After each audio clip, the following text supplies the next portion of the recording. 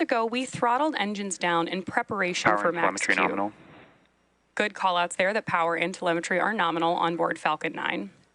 Max Q is a critical moment during flight because the combined stresses caused by Falcon 9 accelerating through the atmosphere and the ambient static pressure are at their greatest. Now, the rocket typically needs to go around 17,500 miles per hour horizontally in order to avoid being pulled back down to Earth and reach orbit, which is why we perform that gravity turn. You can track our progress to orbit by keeping an eye on the Stage 1 telemetry in the bottom corner of your screen.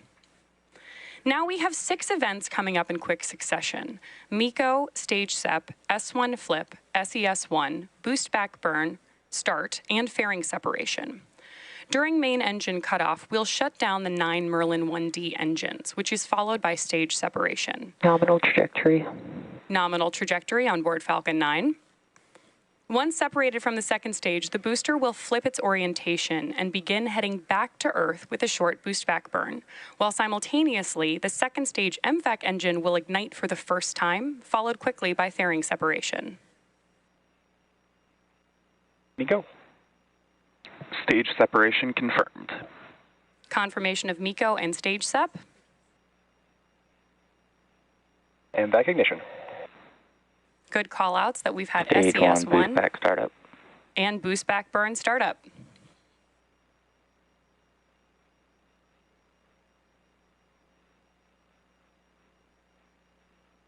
Fairing separation confirmed. So we've heard those call-outs for those 6 events that happened back-to-back and got great views of several of them. That was MECO, Stage SEP, S1 Flip, SES1, Boost Back Burn Start, and Fairing Separation. We will be attempting to retrieve those fairing halves again today once they fall back to Earth, using our recovery vessel, Go Beyond. Next up, we're listening to hear that we've completed our Boost Back Burn. Stage 1 boost back shutdown. Right on schedule. We are just about T plus 3 minutes and 28 seconds into today's mission, and the next critical milestone we're tracking is T plus 6 minutes and 42 seconds, when we expect to have some great views of the first stage's entry burn. For the entry burn, we relight 3 of the M1D Both vehicles engines. remain on a nominal trajectory. There we hear that Falcon 9 remains on a nominal trajectory. For the entry burn, first we will relight the center E9 engine, followed shortly after by E1 and E5, which slows down the vehicle as it passes back into the Earth's atmosphere. Great views on your screen right now of Stage 1 and those grid fins as the booster heads back to Earth. We relight those engines to slow down and reduce re-entry forces, which ultimately helps us recover and reuse the first stage. During the entry burn, Falcon 9 is decelerating by firing those Merlin engines, but we're still moving really fast. This causes the vehicle to fly through Merlin's exhaust gases, also called the rocket's plume. And this deposits a layer of soot on the vehicle's surface, which is why our flight-proven vehicles tend to look so toasty. That soot comes from the carbon-based fuel that Falcon 9 uses. Now, as a quick reminder, at the request of some of our customers, we won't be showing any views of our payloads today. Live coverage will end after the first stage landing and successful shutdown of MVAC's first burn. Just about a minute and a half until we expect to hear the call out that that entry burn has begun.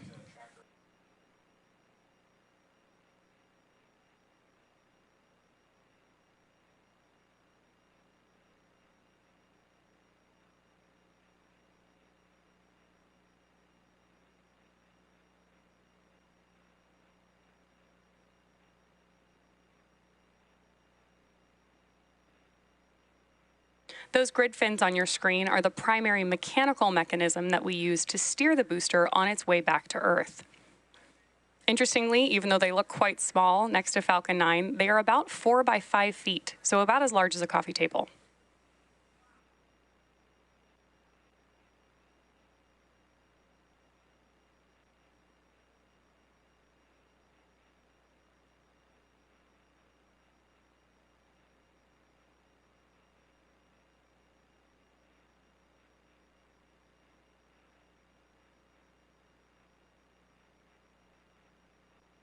Of course, we reuse our boosters and fairings here at SpaceX because reusability is a key to lowering the cost of spaceflight, which enables more investments in critical scientific research. Again, the Falcon 9 first stage supporting today's mission is about to perform this entry burn for the 17th time.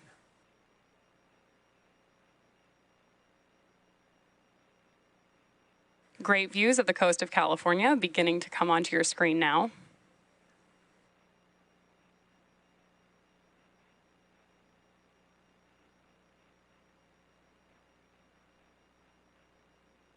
Stage 1 entry burn.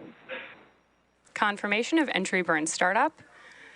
On your screen right now, you have two views of our first stage, one from our onboard camera on the left, and on the right-hand side, you can watch that landing as we come back toward landing zone 4 at Vandenberg Space Force Base.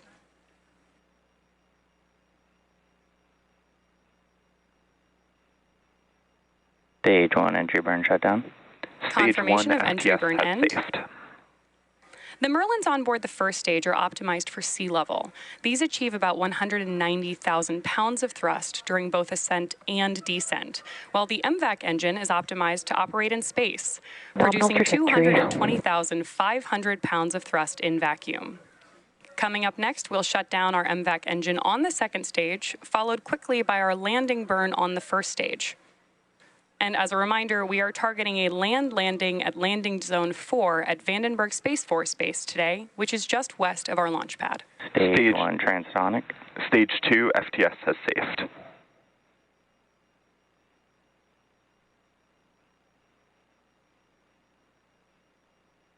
Beautiful views Stage 1 there, landing burn. and confirmation that we have begun our landing burn.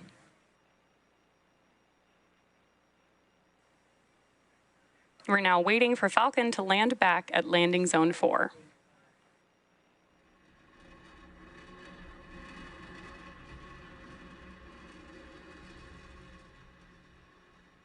Stage 1 landing leg deploy.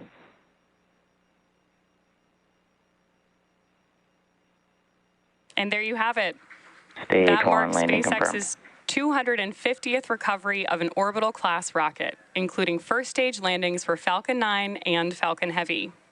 While the mission isn't over just yet, as a reminder, we won't be showing any second-stage views today, and therefore we're going to end our coverage here. All of us at SpaceX want to give a big thank you to our customers, including Korea, Space BD, C2L, D-Orbit, York Space Systems, and Planet IQ for entrusting us with today's mission. For those of you interested in learning more about today's payloads and deployments, please head over to our customers' websites for more information. We also want to give a shout out to the Range and Federal Aviation Administration for supporting today's launch. Thanks to all our viewers for tuning in and for your continued support. We'll see you again soon.